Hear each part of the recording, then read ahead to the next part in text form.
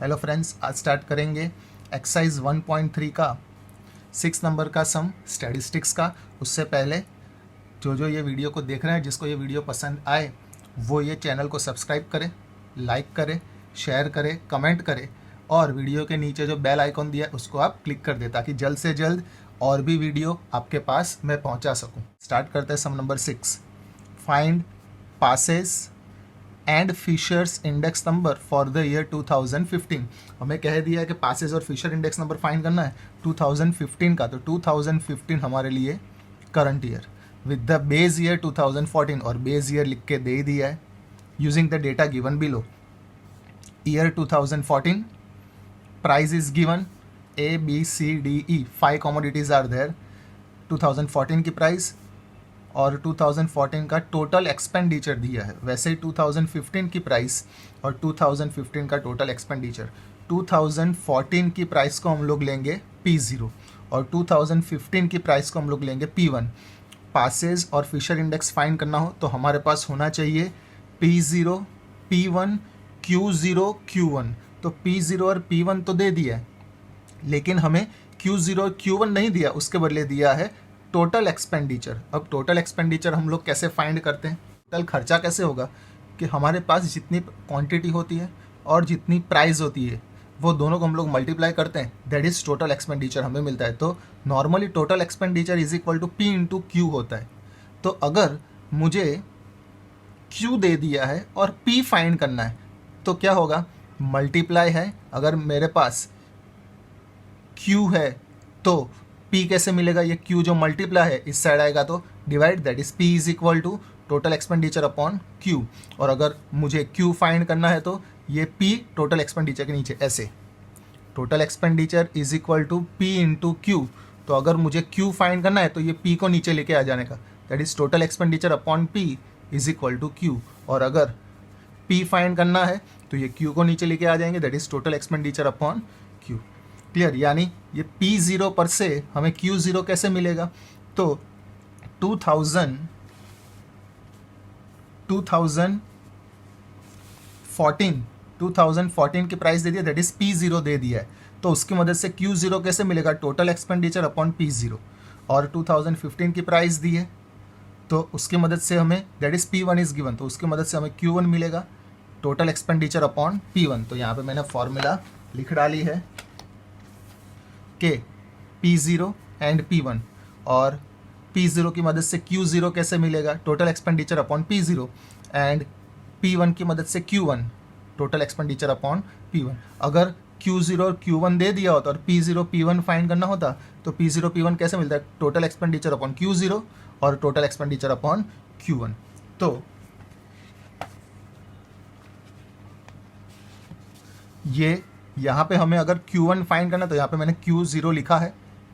Q0 और Q1 find करना हो तो Q0 is equal to total expenditure upon P0, 400 upon 100, 500 upon 100, 600 upon 150, 1080 upon 180, 1000 upon 250। तो यहाँ पे देखिए मैंने कैलकुलेशन बता दिया है कि 400 upon 100 that is 4, 500 upon 100 5, 600 upon 150 4, 1080 upon 180 6 and 1000 upon 250 that is 4।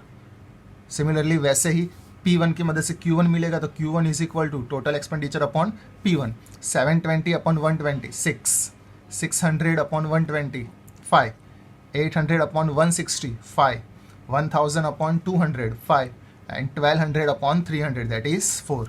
अब हमारे पास चार वैल्यू है P0 Q0 P1 Q1 और हमें क्वेश्चन पूछा है पासेस एंड फिशर। तो Paasche's and Fisher index number की पहले मैं फॉर्मूला बता देता हूँ। तो पासेस की फॉर्मूला है सम of P1 Q1 upon P0 Q1 और फिशर इंडेक्स में P1 Q1 P0 Q1 तो आएगा, लेकिन उसके साथ लास्ट ईयर वाली भी वैल्यू आएगी, that is sum of P1 Q0 upon sum of P0 Q0। ये टेक्निक कैसे याद रखेंगे मैंने बताया था। ये देखो, ये 1 को E कहेंगे, Q को O, 0 को O कहेंगे, ये E और ये O। तो P और Q का हो जाएगा पिक्को पोक्को, पिक्की पोक्की, पिक्को पोक्को पिक्की पोक्की।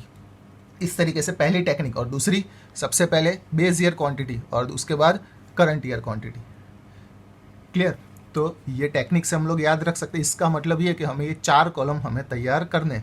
तो ये 4 column P1Q0 P0Q0 P1Q1 P0Q1, formula में जो जो कॉलम की ज़रूरत होती है वही कॉलम हमें यहाँ पे बनाने। और जो यहाँ पे नंबर, ये कोई भी चीज़ हमें दी हो, यहाँ पे वैल्यू दी हो या यहाँ पे ये अल्फ़ाबेट दी हो, उसके आगे अगर सम की निशानी बनाई हो, जहाँ जहाँ पे सम की निशानी बनाते हैं, ये सिग्मा की निशानी जिसको तुम लोग सिग्मा कहते हो, ये सम की निशानी जहाँ पे बनाते हैं उसका कॉलम हमारे पास होना चाहिए। याद कैसे रखना है, P1Q0 का सम चाहिए तो P1Q0 P0Q0 उसका सम चाहिए तो उसका कॉलम। यानी शॉर्टकट में अगर स्टूडेंट को ये नहीं पता चलता है कि हमें फॉर्मूला आती है मगर यहाँ पे कॉलम कौन से बनाए, तो जिसके आगे ये सम की निशानी होती है उतने कॉलम हमारे पास होने चाहिए। यहाँ पे 4 चीज़ के आगे हमारे पास सम की निशानी है, तो ये 4 कॉलम हम लोग यहाँ पे बनाएंगे।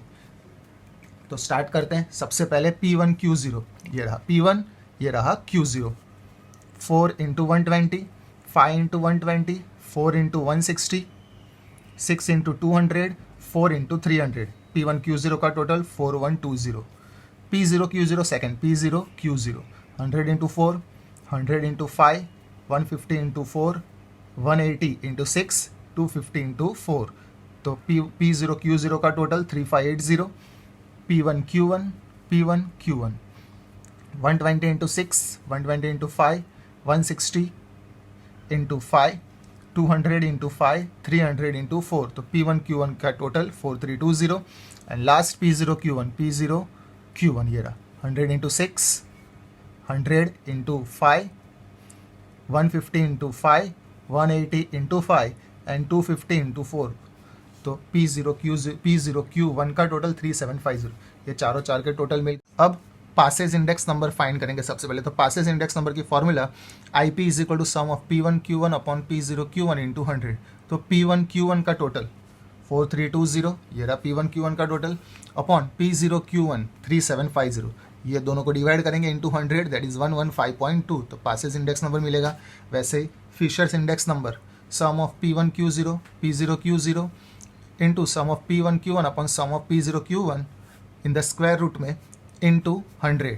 तो P1Q0 का टोटल 4120, P0Q0 3580 इसका टोटल, P1Q1 का टोटल 4320 एंड P0Q1 का टोटल 3750। ये दोनों को डिवाइड करेंगे तो यहाँ पे आंसर 1.1508। ये दोनों को डिवाइड करेंगे तो 1.152। पीछे शायद 0 आ रहा होगा इसलिए नहीं लिखा है। ये दोनों को मल्टीप्लाई करके फिर स्क्वायर रूट लेंगे तो 1.1514, लास्ट में into 100, that is Fisher index number is 115.14।